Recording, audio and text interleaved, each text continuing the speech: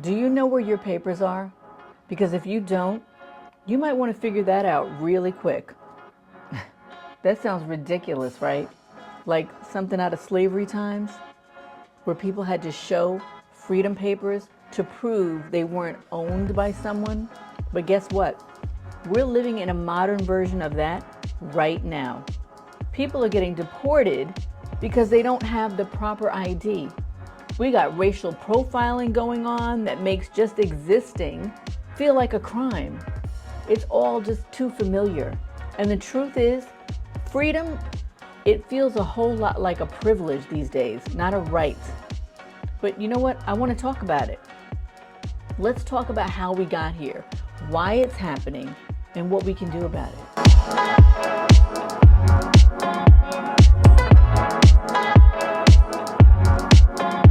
Have we really come that far? Or are we just back to slavery times? Let me ask you something. Do you know where your papers are? Because today, it seems like freedom isn't guaranteed unless you've got the right ID in hand.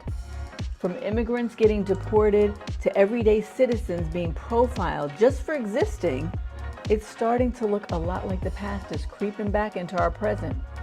What is really going on? You know, during slavery, Black people who were freed had to carry these things called freedom papers.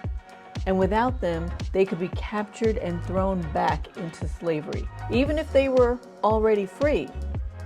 Imagine that your freedom depends on a piece of paper. Okay, fast forward to today. It's like history is repeating itself, whether it's immigrants being detained without the right papers, or Black folks being racially profiled and treated as criminals. It's the same story playing out. It's just wearing a new outfit. And what does it say about our so-called progress when people are still living in fear of being asked to prove they belong? I have a friend who just finally got their visa after sitting on it for about 10 years. They just didn't do anything about it for 10 years. And let me tell you, it wasn't because she couldn't. They just felt no urgency in doing it. Life was lifing, everything was good, and she didn't feel at risk. But then all of a sudden, all these stories of people being picked up and deported, and then suddenly it was like, oh shoot, wait, this could actually happen to me. So then she and her husband started scrambling to get it done, just so they wouldn't be caught without their papers. That's the climate we're in now, where you have to rush to prove you belong because not having the right paperwork could ruin your life overnight. And it's not just about immigrants. My other friend just told me last night, which prompted me to make this whole video. Her daughter was racially profiled after buying $200 worth of stuff in a local store, a store that we consume on a regular basis. As she was leaving in the parking lot, she got approached by a bunch of cops. She was questioned, or rather interrogated, like she had done something wrong. Because heaven forbid, a young Black woman spends money. So they questioned her and then put her in handcuffs because rightly so, she was upset over what they were accusing her of. And then after all that was going on, the store manager contacted the police who were holding her, that the other cops were still inside and actually found the woman who stole the goods. But do you think that she received an apology or anything from the main cop that harassed her? Of course not. But his partner, however, a minority, apologized profusely. Well, after that, all that was said and done, my friend said that her daughter grabbed that shopping bag of items, ran back into the store, and returned every single one of them. She wasn't keeping any of that stuff. She said she will never go back to that store again. Can you blame her? I mean, come on. That's not just insulting. It's terrifying. It's the same message. You don't belong here. And we need to prove that you're not doing anything wrong.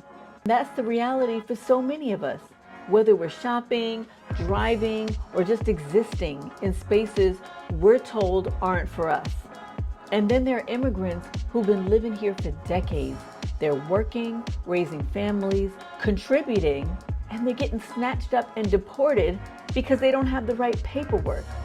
Families are being separated, lives destroyed, all because of a system that decides who gets to feel safe and who doesn't. This is not about justice, it's about control. And the scary part, it's eerily similar to those slavery days when someone's humanity could be reduced to whether or not they had a piece of paper. Now, I understand that there are criminals that exist that got into our country, but unless you can actually, without a shadow of a doubt, prove that, and let's be real, this isn't just about paperwork. It's about power, control, and who gets to feel like they belong. For immigrants, for Black folks, for anyone who doesn't fit the mold, the message is clear. You're only free if we say so. And the emotional toll it takes, it's massive. Living in fear of being questioned, detained, or profiled, or excluded, it takes a piece of your soul. It makes you second guess your worth, your identity, and even your safety. Our young men that are constantly being profiled and being pulled over. And the worst part of it, it's a system that thrives on making people feel powerless. It's the same story we've seen for centuries, just repackaged for a new audience. So what do we do first? Well, first, we have to see it for what it is. This isn't just how things are. It's a deliberate system designed to keep certain people in a state of fear and control.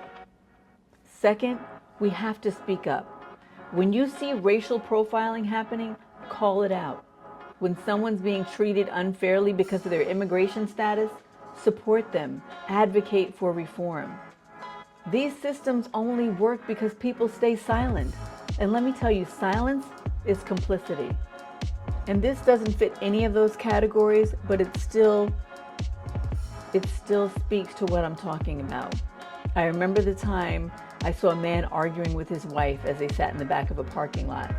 And I was pulling up to the mall from the back entrance, and I was going very slow because I was just starting to look for parking. And I noticed that the woman in the passenger seat was crying next to the, I guess, husband. Next thing I know, his hand flew up and he struck her in the face. The two little kids who were sitting in the back seat were bawling their eyes out. And me? When I see something, you better believe I'm gonna say something. I did a wheelie in front of their car. I got out, I started yelling through the window at the man. He got out of the car and was yelling back at me, but I didn't back down. You know, I was waiting because I was with somebody in the car and was saying, call the police, call the police. Look, don't judge me. This was over 20 years ago, but I just totally remember it, and I still live with this because it impacted me that much. Anyway, I told him I was going to call the cops on him. He promised to leave her alone. She seemed to calm down. The kids were a little better. And, you know, she said she was okay. And so I left a couple minutes later. But stuff like that, yeah. If you see something, say something. That's my point. Maybe not to the actual people like I did, but tell someone who can do something about it. And finally, we need to demand better for immigrants, for Black folks, for anyone who's being treated like their humanity is conditional. Freedom isn't a privilege, it's a right, and it's time we acted like it.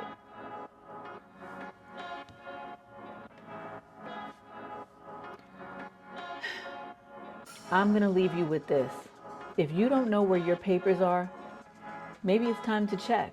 Not because it's fair, but because it's the world we're living in. And if that doesn't sit right with you, well, then good. It's not supposed to.